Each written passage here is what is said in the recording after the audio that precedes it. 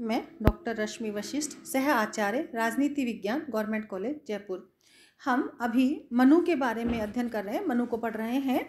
मनु के बहुत सारे जो विचार हैं उनके बारे में अभी तक हम पढ़ चुके हैं। आज हम उनकी सामाजिक व्यवस्था के बारे में जानेंगे कि वो सामाजिक व्यवस्था के बारे में क्या कहते हैं।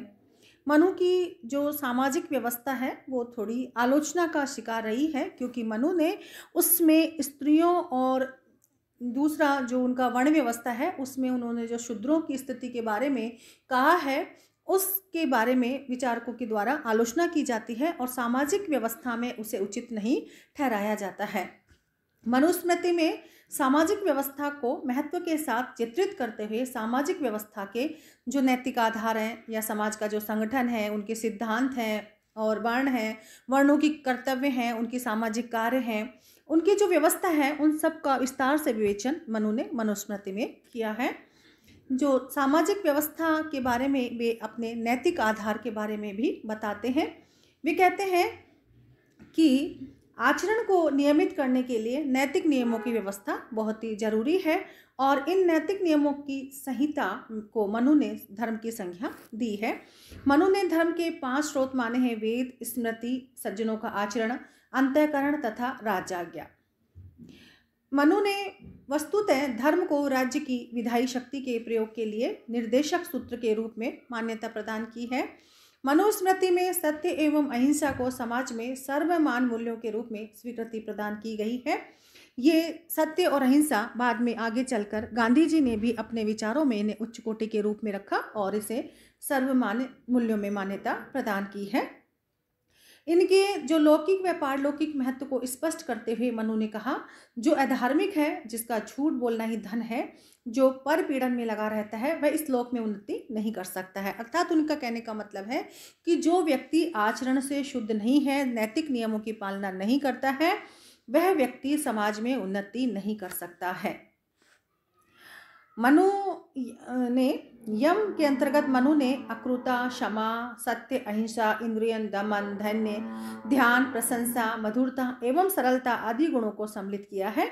मनु के अनुसार नियम के अंतर्गत प्रार्थना, दान, तपस्या, स्वधाय, ब्रह्मचर्य, व्रत, उपवास, अक्रोध एवं गुरु सेवा आदि गुण सम्मिलित है और इनको वह अच्छा मानते हैं।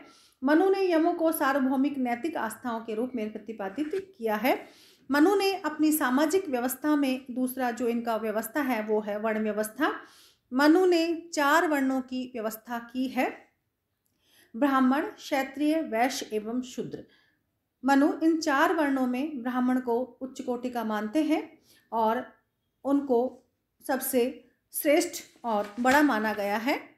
विभिन्न वर्णों के अलग अलग कर्तव्य मनु ने बताए हैं। ब्राह्मण का जो कर्तव्य है वो है कि संपूर्ण व्यवस्था जो सर्वोच्च है वो मनु ने ब्राह्मण को दी है और उनका कहना है कि वह धर्म की रक्षा करने की अपनी क्षमता के कारण ही सर्वश्रेष्ठ है। मनु कहता है कि ब्राह्मण को सदैव वेद सम्मत पवित्र व्यवहार करने का निर्देश दिया है। मनु ने चेतावनी भी दी है कि जो ब्राह्मण इस आचरण से भ्रष्ट हो जाता है वह वेद के फल को प्राप्त नहीं कर सकता है। ब्राह्मण का दायित्व है कि वह ज्ञानेंद्रियों व कामेंद्रियों पर संयम रखेगा। मनुस्मृति ने ब्राह्मणों के जिन प्रमुख कर्तव्यों का विवेचन किया है उनमें पढ़ना, पढ़ाना, यज्ञ करना, दान देना, देना व लेना आदि सम्मिलित है। इनको वह सुनिश्चित करता है। क्षत्रियों के कर्तव्य के बारे में मनु कहते हैं कि रक्षण के कार्य हेतु क्षत्रियों के उत्तरदायी माना गया है। प्रजा की रक्षा करना, दान देना, यज्ञ करना, पढ़ना, विषय में आसक्ति नहीं रखना आदि उनके कर्तव्य माने गए हैं।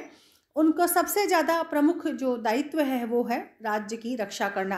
क्षत्रियों को प्रजा की रक्षा का महत्वपूर्ण दायित्व प्रदान किया गया है और निर्देश दिया गया है कि वह समाज में रहकर इस कार्य को करेगा। वैश्यों के कर्तव्य के बारे में मनु कहते हैं कि आर्थिक व्यवस्था के संचालन व आर्थिक विकास के संबंध में वैश्यों की भूमिका को महत्वपूर्ण मानता है।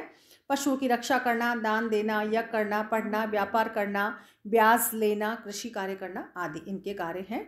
मनुस्मृति में शूद्रों के कर्तव्य के बारे में उनको निम्न स्थान मनु जो है प्रदान करता है।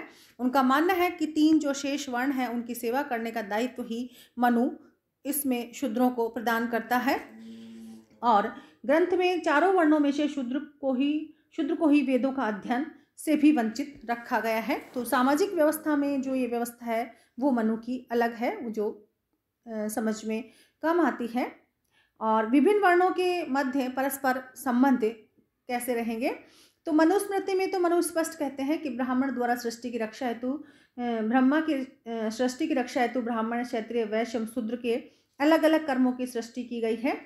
चारों ही अपने अपने कर्मों का अलग अलग कार्य करेंगे और वर्ण व्यवस्था अपने मूल स्वरूप में योग्यता के अनुसार कार्यों के विभाजन के एक संस्थागत माध्यम के रूप में प्रतिपादित की गई। किंतु वर्ण व्यवस्था कालांतर में श्रम विभाजन की व्यवस्था तक सीमित नहीं रही। वर्ण विशेष के लिए निर्धारित कर्मों के आधार पर उस वर्ण के सदस्यों को उच्च तथा निम्न समझा जाने लगा। इस प्रकार ग्रंथ में स्पष्ट किया गया कि समाज में अराजकता के नाश हेतु राजा की सृष्टि की गई। सामाजिक व्यवस्था में क्षत्रिय के महत्व का मूल कारण उसमें निहित वह क्षमता है जिसके माध्यम से वह समस्त व्यक्तियों को स्वधर्म पालन करने के लिए उद्यम तय करता है तथा आपराधिक प्रवृत्ति के लोगों को अपराध वृत्ति के त्याग हेतु तत्पर करता है। मनु द्वारा वैश्य एवं शूद्र हेतु स्वीकार किए कर्तव्यों को भी समाज में आवश्यकता के आधार पर स्पष्ट किया जा सकता है। वर्ण को समाज व्यवस्था में प्रदान की स्थिति मनु के अनुसार उस वर्ण द्वारा संपन्न किए जाने वाले कृत्यों के तुलनात्मक महत्व पर निर्भर करती है। शूद्रों एवं स्त्रियों के प्रति मनु का जो व्यवहार है वह भेदभावपूर्ण है। स्त्रियों के बारे में भी मनु जो व्यवस्था है सामाजिक व्यवस्था वो ठीक नहीं है। मनु कहते हैं कि स्त्री को बाल्यकाल में पिता, युवावस्था में पति और वृद्धावस्था में पुत्र के नियंत्रण व संरक्षण में रहना चाहिए तथा वह किसी भी अवस्था में स्वतंत्रता के योग्य नहीं है। मनुस्मृति में सामाजिक व्यवहारों में स्त्रियों की स्वतंत्रता का निषेध किया गया है। मनु का मत है कि परिवार में स्त्रियों का मान सम्मान, धन, आभूषण आदि के माध्यम से प्रसन्न रखा जाना चाहिए आवश्यक है। मनु ने कहा कि जिस कुल में स्त्रियों की प्रतिष्ठा होती है उस कुल में देवताओं का निवास होता है। जिस कुल में उनके सम्मान के हितों की उपेक्षा होती है उस कुल के समस्त कर्म निष्काम हो जाते हैं, निष्फल हो जाते हैं। मनु का शूद्रों के प्रति जो दृष्टिकोण है वो अत्यंत भेदभावपूर्ण है। मनु वास्तव में शूद्रों को स्वतंत्र नागरिक का स्तर भी प्रदान नहीं करते हैं। मनु के दासत्व को शूद्र के लिए सहज स्थिति मानते हुए कहते हैं कि यदि स्वामी मुक्त भी करते तो भी शूद्र दासत्व से मुक्त नहीं हो सकता क्योंकि वह दासत्व उसका स्वाभाविक कर्म है। मनु ने दासत्व को प्राप्त हुए शूद्र को संपत्ति का अधिकार भी प्रदान नहीं किया है। शूद्रों व स्त्रियों के प्रति मनुस्मृति में प्रतिपादित दृष्टिकोण से व्यक्त होता है कि मनु सामाजिक व्यवस्था में समानता के सिद्धांत को मान्यता नहीं देते हैं। शूद्रों व स्त्रियों के प्रति मनु द्वारा प्रतिपादित किए गए भेदभाव का कोई तर्कसम्मत आधार अथवा औचित्य प्रतीत नहीं होता है। इसके अलावा सामाजिक व्यवस्था में मनु 4 आश्रमों की व्यवस्था भी करते हैं। आश्रम व्यवस्था के माध्यम से मनु ने मानव जीवन के सार्थक काल विभाजन की व्यवस्था की है। मनु ने जीवन को मनुष्य की अवस्था के अनुसार 4 आश्रमों के रूप में 4 भागों में विभाजित किया है। ब्रह्मचर्य आश्रम, गृहस्थ आश्रम, वानप्रस्थ आश्रम एवं संन्यास आश्रम।